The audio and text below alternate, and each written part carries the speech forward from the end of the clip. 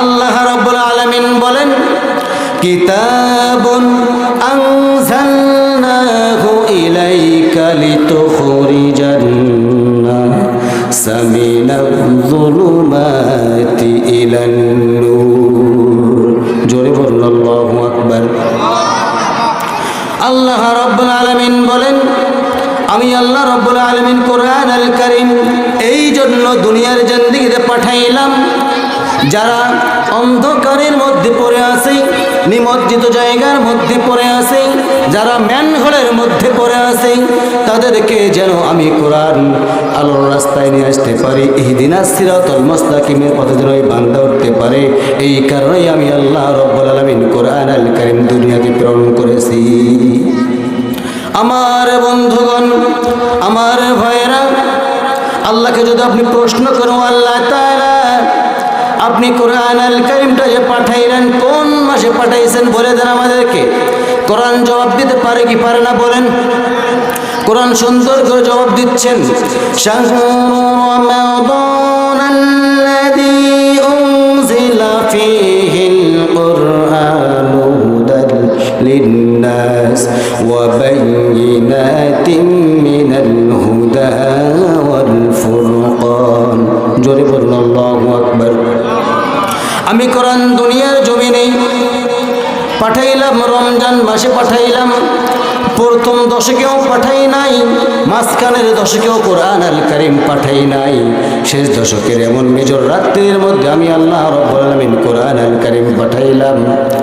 এমন মেজর রাত্রির মধ্যে পাঠাছি, আপনি যদি কোরআন আল কারীমকে প্রশ্ন করেন, ও কোরআন বলো তো তুমি যে মেজর রাত্রির মধ্যে এসেছো, কোন সময় এসেছো বলে দাও। কোরআন আল কারীম সুন্দর করে জবাব দিচ্ছেন, ইন্না আনজালনাহু ফি লাইলাতিল কদরি ওয়া মা আদরাকা মা লাইলাতুল কদর। লাইলাতুল কদরি খায়রুম মিন আলফি শাহরিন তানাজ্জালুল মালাইকাতু ওয়ার-রূহু ফিহা বিইذনি রাব্বিহিম মিন কুল্লি আমরিন সালাম সালামুন হিয়া হাত্তা মাতলাইল ফজর। জোরে বলুন আল্লাহু আকবার। আমি কোরআন রমজানের প্রথম দশকেও আসি নাই, মাঝখানের দশকেও আসি নাই, শেষ দশকের এমন বিজর রাত্রের মধ্যে এসেছি, যেই বিজর রাত্রের মধ্যেই কোনো বান্দা যদি 83 বছর 6 মাস ইবাদত করতে পারি, এই 83 বছর 6 মাস ইবাদত করলে যা সওয়াব হইতো, তার চাইতে আমি আল্লাহ রাব্বুল আলামিন অধিক গুণ সব তার আমল নামায় দিয়ে দিই। জোরে কোন সুবহানাল্লাহ। আমার বন্ধুগণ, আমার ভাইয়েরা, আপনি যদি কোরআন আল কারীমকে প্রশ্ন করেন, ও কোরআন তুমি যে এসেছো, তোমার হেফাজতকারীকে কোরআন জবাব দিতে পারে কি পারে না বলবেন, আস্তে করবেন না, জোরে করেন। কোরআন জবাব দিতে পারে কি পারে না? আল্লাহ রাব্বুল আলামিন সুন্দর করে জানাই দিচ্ছেন, ইন্না নাহনু নাযালনা যিকরা ওয়া ইন্না লাহু লাহাফিজুন। কোরআন নাজিল করেছে আমি, হেফাজতের দায়িত্ব আমি আল্লাহ রাব্বুল আলামিন নিজেই নিয়ে নিলাম। জোরে কোন সুবহানাল্লাহ। আমার বন্ধুগণ, আল্লাহ রাব্বুল আলামিন যে এই কোরআন আল কারীমটা হেফাজতের দায়িত্ব নিজেই নিয়েছেন, তার প্রমাণ কি জানেন? বলতে পারবেন? পারবেন না।